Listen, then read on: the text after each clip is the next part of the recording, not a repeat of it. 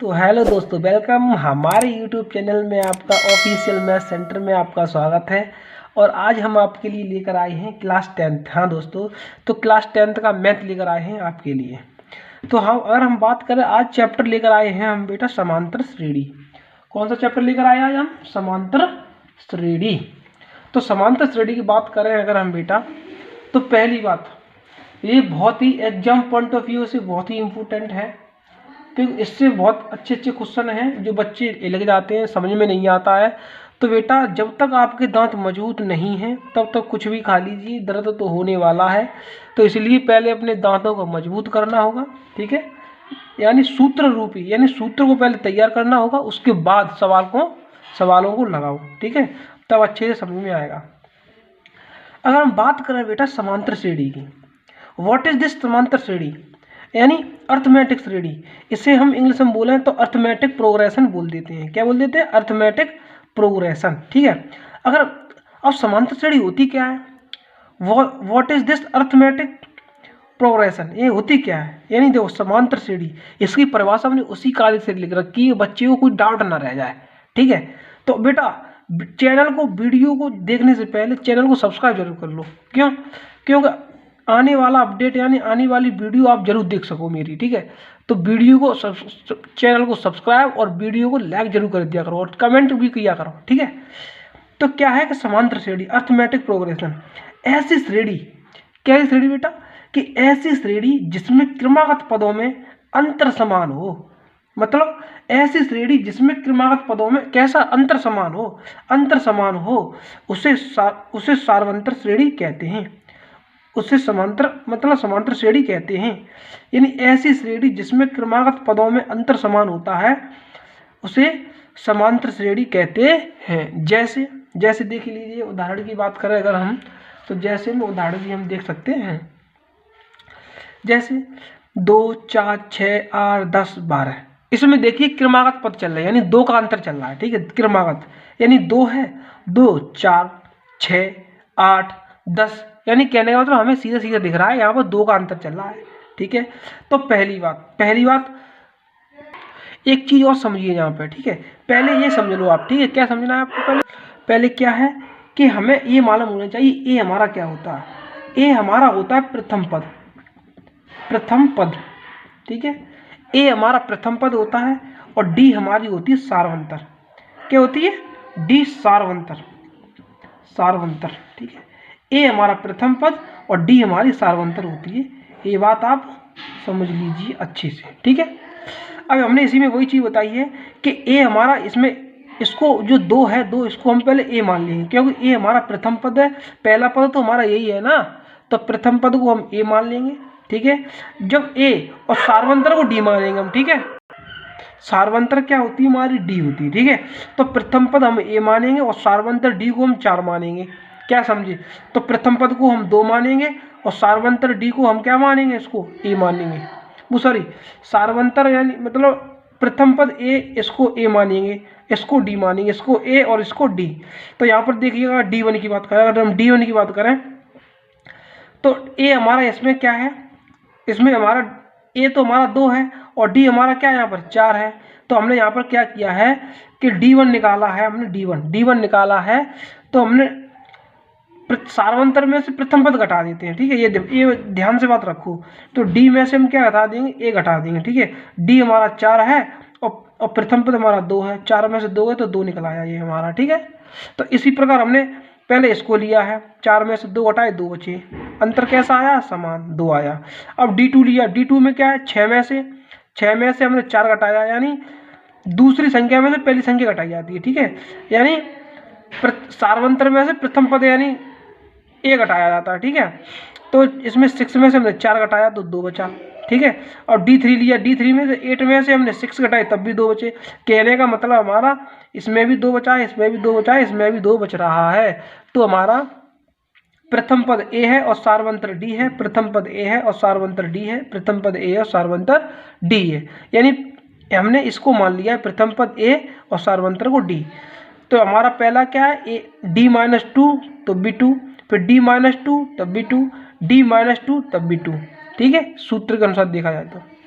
अब यहाँ पर क्या लगा, यहाँ D1 और D2 और D3 बराबर हैं, D1 D2 D2 तीनों बराबर हैं, 2 2 आए हैं, तो वही चीज़ लिखी यहाँ पर D1 D2 D3 बराबर है यहाँ पे, ठीक है।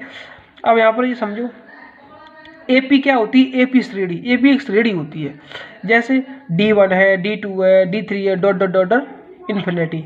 अब वही चीज़ हमने यहाँ पर वही चीज़ यहाँ पर हमने एकदम उदाहरण से ली थी, वही चीज़ हमने इसमें वैसे समझाई है, जैसे D1 D2 D3, इसको D1 D2 D3 माना है, ठीक है। तो D1, अब हमें D1 निकालनी है, D1 निकालनी तो हमने क्या कहा, इसमें क्या कहा, यहाँ पर क्या बताया था कि D2 में से D1 को घटा, A2 में से A1 को घटा दो, या D2 में से A1 को घटा दो, तो ये क्या हमारा क्या यहाँ पर ये क्या है हमारा, इसको मानेंगे हम D2 मान लो या फिर A2 मान लो, बात एक ही है, ठीक है।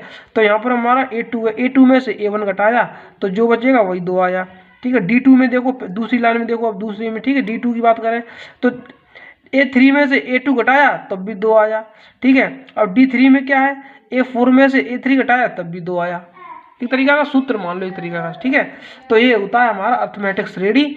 अब क्या है, अब AP श्रेणी क्या होती है हमारी, AP श्रेणी क्या होती है, प्रथम पद A हमने बताया था, प्रथम पद A, प्रथम पद की बात आए तो A, ठीक है, प्रथम पद, और दूसरा पद A प्लस D, तीसरा पद A प्लस 2D, चौथा पद A plus 3D, A plus 4D, ठीक है। पहला AD, A plus D, A plus 2D, A plus 3D, A plus 4D, एक कम D चलती है इसमें, ठीक है, एक कम D चलती है। तो एग्जाम्पल के उदाहरण देख रहे हैं, जैसे 3 6 9 12, ठीक है, 3 6 9 12। तो प्रथम हमने पद बताया था आपको, प्रथम पद A मानते हैं, सार्वंतर हम D मानते हैं। तो प्रथम पद A को हमने 3 माना है तो 3 लिख लिया, यहाँ पर सार्वंतर D है। तो हमने क्या बताया था कि दूसरे में से पहला घटा देते हैं, तो 6 में से हमने 3 घटाया तो 3 बचा, तो कहने का मतलब यहाँ पर भी 3 आया, यहाँ पर भी 3 आया, तो यहाँ पर हमारा क्या समान आ गया, यहाँ पर हमारा अंतर समान आ गया। तो इससे हमने ये पहचान लिया कि ये हमारी समांतर श्रेणी है, यानी अर्थमेटिक श्रेणी है, ठीक है। तो एक सूत्र है हमारा, सूत्र क्या है, AP का nवां पद, अगर बेटा सवाल में बोला जाए कि AP का nवां पद ज्ञात करो, AP का nवां पद ज्ञात करो, तो हमें ये सूत्र लगाना है A plus n minus 1 into D, A plus n minus 1 into D, ठीक है। AP का nवां पद पूछे तो A plus n minus 1 into D, ठीक है, यहाँ पर माइनस है। और दूसरा सूत्र क्या है, अंत से nवां पद पूछे, अंत से यानी लास्ट जो हमारा सवाल होगा उसके अंत से nवां पद पूछे, तो L minus n minus 1 into D, ठीक है, L माइनस कोष्टक में n माइनस 1 इंटू डी, ये वाला सूत्र लगा देना। जहाँ की बात करें, जहाँ, तो ये चीज़ हमने आपको बता दी थी कि A हम प्रथम पद बोलते हैं, A को हम प्रथम पद बोलते हैं, A हमारा प्रथम पद होता है, ठीक है, D हमारी सार्वंतर होता है, ठीक है, D हमारी सार्वंतर होती है, N हमारी n पदों की संख्या होती है। N क्या होती है बेटा, पदों की संख्या, जितने भी पद होंगे वो पदों की संख्या हो जाती है हमारी n, ठीक है। L हमारा अंतिम पद होता है, यहाँ पर L बोल दो या AN बोल दो, वो हमारा अंतिम पद होता है, ठीक है। एक बार शुरू से फिर देख लीजिएगा आप अच्छे से, फिर दोबारा हम वीडियो में एक बार एक्सप्लेन कर दे रहे हैं कि समांतर श्रेणी क्या है बेटा, कि समांतर श्रेणी को इंग्लिश में अर्थमेटिक प्रोग्रेशन बोलते थे। तो हमने आपको इसकी परिभाषा बताई थी कि ऐसी श्रेणी जिसमें क्रमागत पदों में अंतर समान होता है, इसे समांतर श्रेणी कहते हैं। जैसे बेटा, जैसे कि अगर बात करें, जैसे क्रम की बात हो रही है, क्रम 2 4 6 8 10 12, यानी क्रम लगातार हो, इसमें सम संख्याओं का क्रम चल रहा है 2 4 6 8 10, तो इसमें क्रम है और अंतर समान आना चाहिए बेटा। हमने बताया था प्रथम पद A सार्वंतर D, तो दूसरे पद में से पहला पद घटा देते, 2 बचा, 6 में से हमने फिर 4 लिया, फिर 2 बचा, फिर 8 में से 6 घटाया, फिर हमारा 2 बचा। तो कहने का मतलब प्रथम पद A और सार्वंतर D, पहले दूसरे पद में से पहला पद घटा दिया जाता है, वही हमारा निकला जाता है अंतर, वही हमारा सार्वंतर D होता था, ठीक है। जैसे यहाँ पर पूरा 10 आ गया है अच्छे से। अब हमारी AP श्रेणी क्या होती है, A A plus D, A plus 2D, A plus 3D, A plus 4D, यानी एक कम D चलती है हमारी, क्लियर है बेटा। जैसे मैं एग्जांपल के लिए हमने आपको बता रखा था कि 3, 6, 9, 12, तो प्रथम पद हमारा A हमने यहाँ पर माना है, सार्वंतर D है, तो 6 में से 3 गए तो हमारा 3 बचा, तो ये हमारा क्या निकला है बेटा, प्रथम पद A निकल आया है, ठीक है। अब ये क्या है हमारा, हमने एक सूत्र बताया था आपको अभी कि AP का nवां पद क्या होता है, A plus n minus 1 into D होता है। अगर अंत से nवां पद पूछे तो L माइनस कोष्टक में n माइनस 1 इंटू डी, ठीक है। और उसकी बात बताएं, इसकी डिटेल की बात करें, ए हमारा इसमें क्या है, ए हमारा प्रथम पद होता है, ठीक है, जो हमने आपको यहाँ पर बता ही रखा है, ठीक है। ए हमारा प्रथम पद होता है, डी हमारी सार्वंतर होता है, एन पदों की संख्या होती है, ठीक है, एन पदों की संख्या होती है, एल हमारा अंतिम पद होता है। क्लियर है दोस्तों, आपको ये चीज अच्छे से समझ में आई होगी। और अगर हम बात करें सूत्र की, और सूत्र की बात करें, एपी का मतलब है वही सूत्र, परंतु क्वेश्चन के अकॉर्डिंग मैंने लिख रखा है यहाँ पर, कोई दिक्कत ना हो, ठीक है। एपी यानी एपी अर्थमेटिक प्रोग्रेशन का सूत्र क्या होता है, एल, अगर एल पूछी जाए तो एल बराबर A N two N minus D होता है, और ए एन पूछी जाए, एल बोल दो या ए एन बोल दो, बात एक ही है यार, तो A N two N minus D होता है, ठीक है। अगर हम बात करें समांतर श्रेणी के एन पदों का योग, ठीक है, तीसरा सूत्र हमारा क्या है कि समांतर श्रेणी के एन पदों का योग पूछा जाए तो प्रथम पद हमारा ए होता है, हमने आपको बताया रखा है यहाँ पे, एल हमारी अंतिम पद होता है, एन हमारी पदों की संख्या होती है, और ये हमारा सम यानी योग की बात हो रही है, ठीक है। समांतर श्रेणी के एन पदों का योग यानी सम माने योग यानी जोड़, ठीक है। तो एन पदों का योग क्या होता है, हमारा सूत्र होता है, एन पदों का योग क्या होता है कि एस एन बराबर N upon two, S N बराबर एन अपॉन टू, तो 2a कोष्टक में 2a प्लस कोष्टक में n माइनस 1 इंटू डी, ये हमारा होता है सूत्र। क्लियर है, क्लियर है।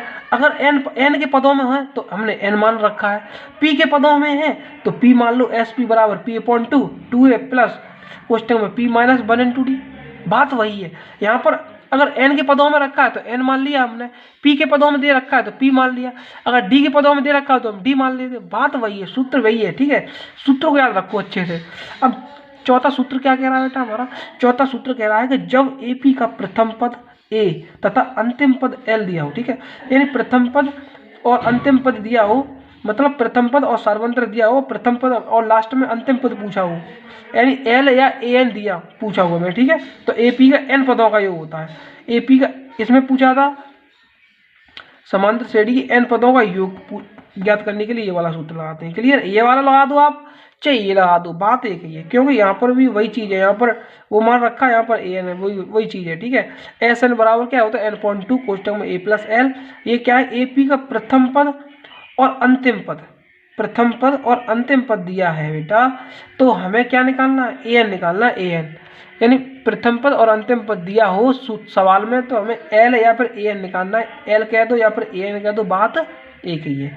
तो सूत्र क्या होता है, एस एन बराबर N point two, S N बराबर एन पॉइंट टू कोष्टक में ए प्लस एल, या फिर इसको हम ऐसे भी लिख सकते हैं कि एस एन बराबर एन पॉइंट टू कोष्टक में ए प्लस ए एन, ठीक है। यहाँ पर ये एक्स्ट्रा ये लिख रखा है कि ए हमारा प्रथम पद होता है, वो हमने बता रखा है आपको आगे, डी हमारा सार्वंतर होता है, एन पदों की संख्या होती है, एल हमारी अंतिम पद होता है, ए एन या एनवा पद इसे एल भी माना जाता है, ठीक है, ए एन को एनवा पद से इसे एल भी मान लेते हैं, ठीक है। हमने आपको बताया रखा है, ये क्या रखा है, ये क्या है, एल या फिर ए एन रखा है यहाँ पर रखा, ठीक है। तो वीडियो आपको अच्छी लगी होगी दोस्तों, तो हमें दीजिए विदाई, और हमारे चैनल को बेटा अगर वीडियो आपको अच्छी लगी है तो हमारा चैनल जरूर सब्सक्राइब करें और ज़्यादा से ज़्यादा वीडियो को शेयर करें। धन्यवाद। अगली वीडियो में आपको इसी चैप्टर के क्वेश्चन को कराए जाएंगे। धन्यवाद।